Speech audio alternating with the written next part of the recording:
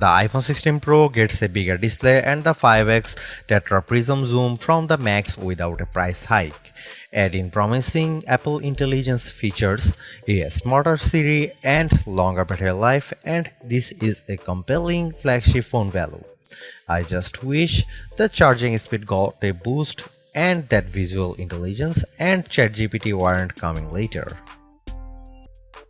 The iPhone 16 Pro goes on sale September 20 and starts at $999 for 128 GB of storage.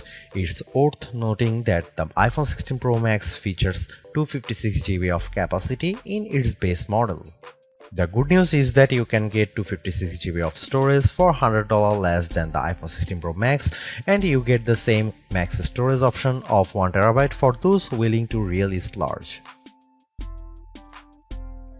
The iPhone 16 Pro is still a compact phone, but there is a trade-off with getting a larger display. It's now more of a mid-size phone now as opposed to a small phone as the size and weight have grown. This handset measures 5.89 by 2.81 by 0.32 inches and weighs 7.03 ounces compared to 5.77 by 2.78 by 0.32 inches and 6.6 ounces for the iPhone 15 Pro. So the new iPhone is taller and wider and just as thin, but there's some more heft to it. The good news is that the iPhone 16 Pro is still easy to use with one hand as Apple made the bezels thinner.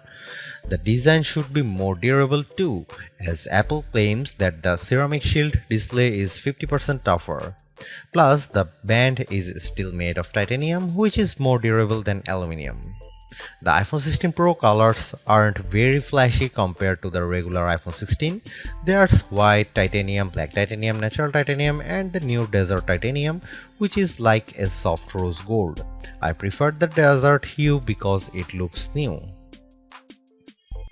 Don't expect much new from the iPhone 16 display. The only real news beyond the size increase to 6.3 inches for this OLED screen is that it can get dimmer.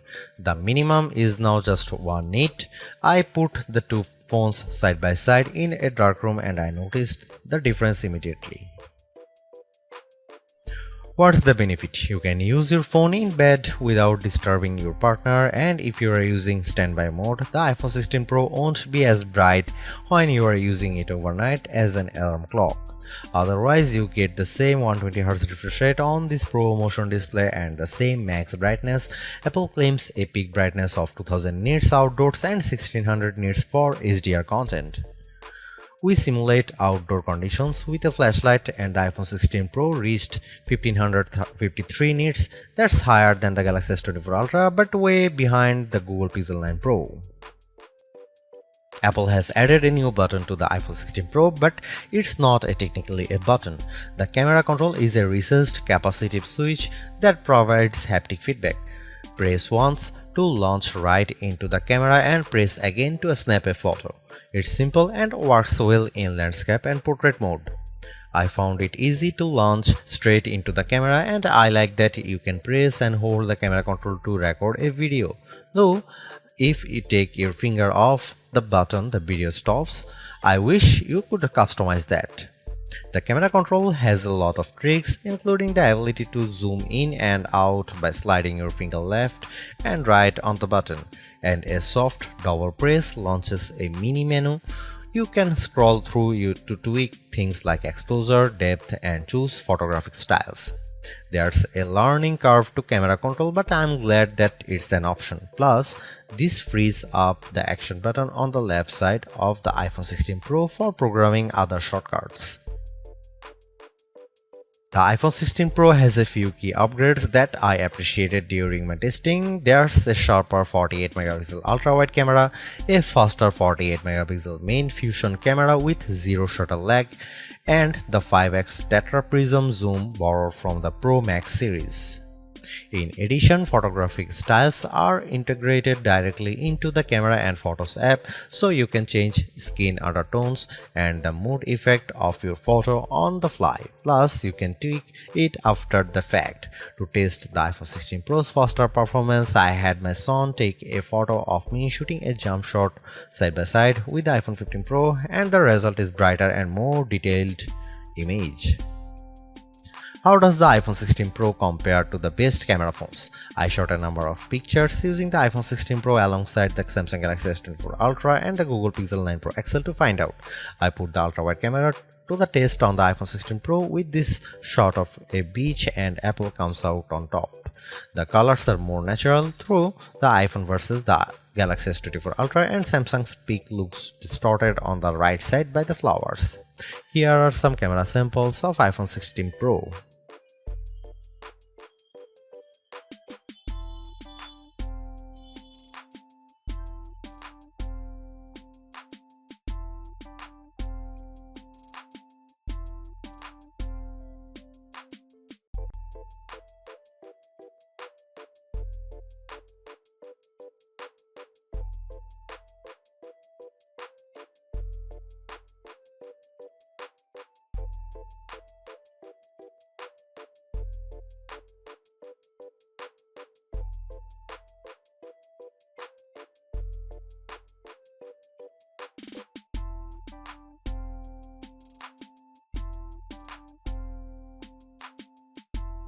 Hey Siri, are you smart yet? Apple Intelligence isn't officially coming to the iPhone 16 series until October, but I was able to try out some of this feature ahead of its official launch as part of the iOS 18.1 developer preview. Writing tools can be fairly helpful. I used it to summarize a long note in the Apple Notes app and it came up with a useful summary. I also had fun with writing tools trying to rewrite an email I purposely wrote in a rude tone, choosing the professional option, and the result was indeed closer to what I would usually send. I also used Apple Intelligence to look up how to do various things on the iPhone and get back step-by-step instruction for how to screen record on your iPhone, so you'll definitely spend less time looking up how to at online. On the Photos front, my favorite Apple Intelligence feature is Memory Movie. You can give the Photos app a prompt like a beach memories through the years with an upbeat soundtrack, and you will see the AI go to work sifting through all your photos and videos, and the end result was pretty satisfying, fittingly ending with a sunset peak. While it's overdue, I appreciate that the iPhone 16 Pro has a clean up button, which is basically Google's magic eraser on iOS. Apple's version of this feature is smart enough to identify objects or subjects you might want to remove, and it works quickly. But the feature struggled in some cases to completely erase what I didn't want in the frame. Siri is definitely the biggest upgrade with Apple Intelligence. It's a lot more conversational and forgiving of mistakes as we speak. For example, I was able to correct a timer from 10 minutes to 5 minutes on the fly and Siri got it right. The new Siri in Apple Intelligence is also better with follow-up questions. For example, I could ask about the weather today and then say, how about the rest of the week?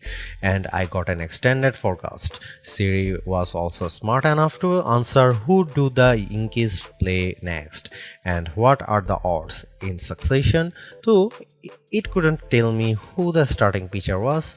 I got several links instead. Another plus is that you can talk to Siri just by typing. You tap the bottom of the iPhone 16 Pro to enter your query, which comes in handy when you can't talk. Siri is definitely getting better, but it doesn't have that wow factor that you will experience with Gemini Live Voice or GPT-40 Voice, where it feels like you are having a real conversation with a chatbot. The iPhone 16 Pro packs Apple's new A18 Pro chip built on 2nd generation 3nm tech as well as 8GB of RAM. Based on our testing, it is indeed the fastest chip around, but not on every test. When I played Resident Evil Village, I was scared as I made my way down a snowy path and stumbled upon some dead birds. The graphics are console grade. I also got to play the Infinity Nikki game, which was in beta, and the lighting and water effects were very impressive. On Geekbench, which measures overall performance, the iPhone 16 Pro is 50% faster than the Galaxy S24 Ultra's Snapdragon 8 Gen 3 chip on single core and 15% higher on multi-core performance. The Pixel 9 Pro series is well behind. To test video editing performance, we use Adobe Premiere Rush and time how long it takes to transcode a 4K clip to 1080p. The new iPhone 16 Pro needed just 21 seconds, which is twice as fast as the S24 Ultra. On the graphics front, the iPhone 16 Pro features a 6-core GPU compared to 5 cores for the regular iPhone 16 models. Apple says you should get 20% faster performance than the iPhone 15 Pro. On the 3D Mark Solar Bay graphics test, which has support for ray tracing, the iPhone 16 Pro was 22% faster than the iPhone 15 Pro. However, that's still 18% behind the Galaxy S24 Ultra, which also delivered higher frame rates on the test. The iPhone 16 Pro Max features a new internal design with a graphite-clad aluminum substructure that's supposed to result in 20% better sustained performance. To test this claim, we ran the 3D Mark Wildlife stress test for 20 minutes. The iPhone 16 Pro turned in a stability score of 66%. It hit a higher overall loop score than iPhone 16 Pro Max but had a bigger drop-off. The Galaxy S24 Ultra's score was worse at 60.4%.